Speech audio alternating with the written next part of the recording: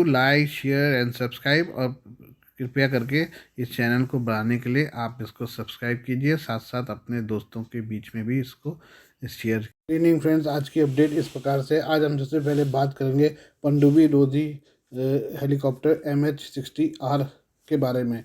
पनडुब्बी रोधी युद्ध क्षमताओं के साथ MH-60R हेलीकॉप्टर को अगले सप्ताह भारतीय नौसेना अपने बेड़े में शामिल करेगी, जिसके बाद नौसेना की क्षमताओं में बढ़ोतरी होगी। नौसेना के अधिकारियों ने इसकी जानकारी दी है। उन्होंने कहा कि रक्षा मंत्री राजनाथ सिंह 6 मार्च को INS गरुड़ में शामिल MH-60R हॉक हेलीकॉप्टर को देश को समर्पित करेंगे। कैप्टन अभिषेक राम की कमान के तहत इसे भारतीय नौसेना में शामिल किया जाएगा। गौरतलब है कि फरवरी 2020 में चौथी पीढ़ी के 24 MH-60R हेलीकॉप्टर हासिल करने के लिए अमेरिका के साथ केंद्र सरकार ने एक समझौते पर हस्ताक्षर किया था, जिनमें से 6 को अब तक भारतीय नौसेना को सौंप दिया गया है। कैप्टन अभिषेक राम ने कहा है कि इन हेलीकॉप्टरों के भारतीय नौसेना में शामिल होने से समुद्री शक्तियों और क्षमताओं में बढ़ोतरी होगी। नए हेलीकॉप्टर की क्षमताओं का जिक्र करते हुए उन्होंने कहा कि इसे दिन और रात के दौरान खोज और बचाव अभियान, चिकित्सा सहायता, युद्ध समेत कई चीज़ों को ध्यान में रखकर डिज़ाइन किया गया है।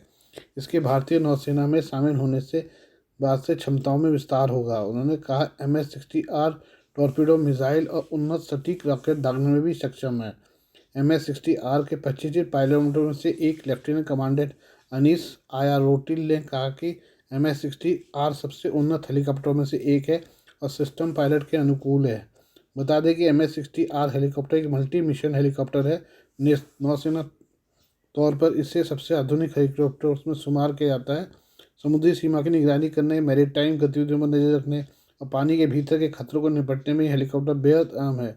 नौसेना INS विक्रांत पर इस हेलीकॉप्टर की सफलतापूर्वक लैंडिंग कर चुकी है। इसकी मदद से भारत की हिंद प्रशांत महासागर क्षेत्र में स्थित मजबूत हुई है। बता दें कि डील के तहत अमेरिका कई MH-60R हेलीकॉप्टर का निर्माण भारत में ही करेगा। समुद्री इलाके के लिए इसे दुनिया का सबसे उपयुक्त और शक्तिशाली हेलीकॉप्टर माना जाता है। इसकी मारक क्षमता करीब 834 किलोमीटर है और वजन 690 किलो है। इसे विमानन क्षेत्र की आधुनिक और चुनौतीपूर्ण नई प्रौद्योगिकियों के साथ कई मिशनों में सहयोग देने के लिए डिज़ाइन किया गया है। यह multi role helicopter all weather helicopter है और नौसेना के बेड़े में इसके शामिल होने से भारत की समुद्री रणनीतिक सुरक्षा की और मजबूती मिलेगी।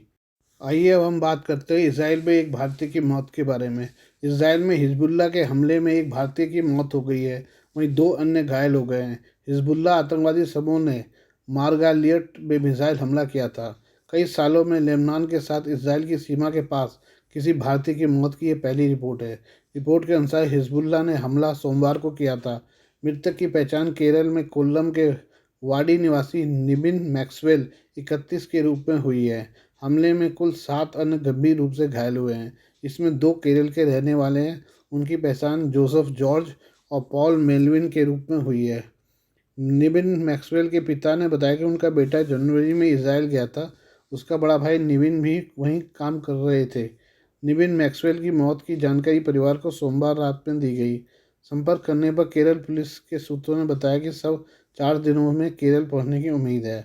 मैक्सवेल के परिवार में उनकी 7 महीने की गर्भवती पत्नी और एक 5 साल की बेटी है। कब हुआ हमला? भारत में इसराइल के दूतावास ने हिजबुल्लाह के हमले में निविन मैक्सवेल की मौत पर शोक जताया है।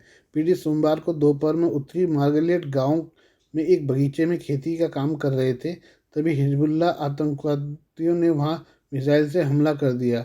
बयान में आगे कहा गया कि हमारी प्रार्थनाएं और संवेदनाएं शोक संतप्त परिवार और घायलों के साथ है। बयान में कहा गया कि इजरायली मेडिकल संस्थान पूरी तरह से घायलों की सेवा में है, जिनका इलाज हमारे सबसे अच्छे मेडिकल स्टाफ की ओर से किया जा रहा है। इसराइल के लिए सभी नागरिक समान हैं, चाहे वो इजरायली हो या विदेशी। हम परिवारों का समर्थन करने, उन्हें सहायता देने के लिए वहाँ मौजूद रहेंगे। विदेश मंत्रालय के अनुसार अक्टूबर में जारी की गई सलाह के बावजूद लगभग 18,000 भारतीय इसराइल में रह रहे हैं। इसराइल ने हजारों फिलिस्तीनियों के वर्क परमिट को निलंबित कर दिया है। भारत और इसराइल ने मई 2023 में 42,000 भारतीय श्रमिकों को इजरायली अर्थव्यवस्था में शामिल करने के लिए समझौते पर हस्ताक्षर किए थे।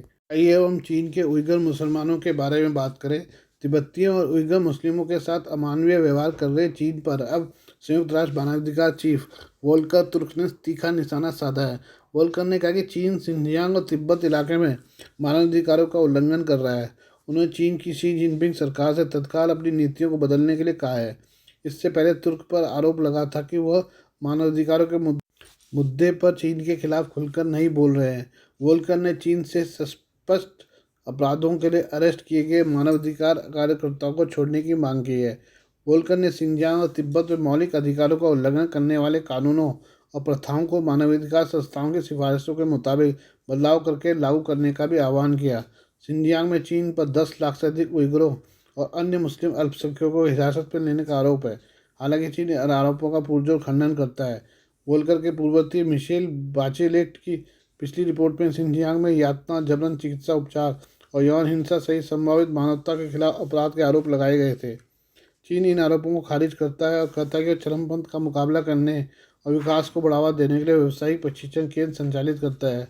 वोल्कर का कार्यकाल वर्तमान में चीन के साथ विभिन्न मुद्दों पर चर्चा कर रहा है, जैसे कि आतंकवाद विरोध, लैंगिक समानता और अल्पसंख्यक संरक्षण। वोल्कर ने विकास और गरीबी उन्मूलन में चीन की प्रगति को स्वीकार किया। हालांकि उन्होंने अंतर्राष्ट्रीय मानवाधिकार मानकों के साथ कानूनों और नीतियों के लिए सुधारों की आवश्यकता पर बल दिया। विशेष रूप से उन्होंने आपराधिक कानून में स्पष्ट अपराध के संशोधन और विरासत में लिए गए मानवाधिकार कार्यकर्ताओं की रिहाई का आह्वान किया। आइए अब हम अनंत अंबानी की शादी के बारे में बात करें।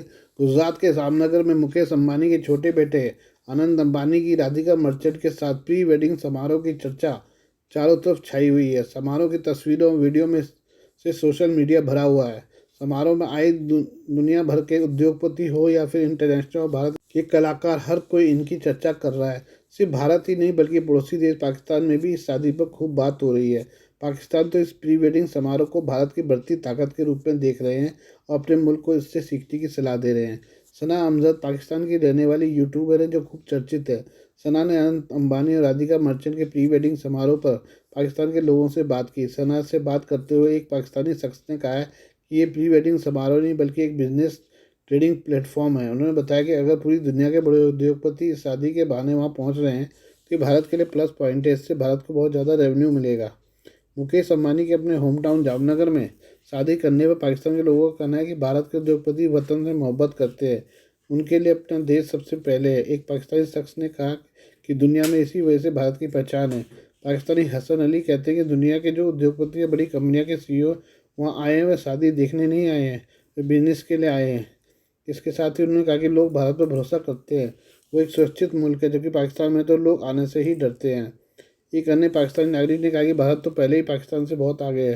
अंबानी ने सबको इकट्ठा करके मैसेज दिया कि अगर इतने विकसित देशों से लोग भारत पहुंच रहे हैं तो ये भारत के लिए बड़ा बूस्ट है, इंडिया के लिए एक बड़ा पॉजिटिव संदेश दिया है। उन्होंने ये भी कहा कि काश पाकिस्तान में भी ऐसा हो पाता, लेकिन यहाँ ऐसा कोई उद्योगपति ही नहीं जो बिल गेट्स को शादी में बुला सके।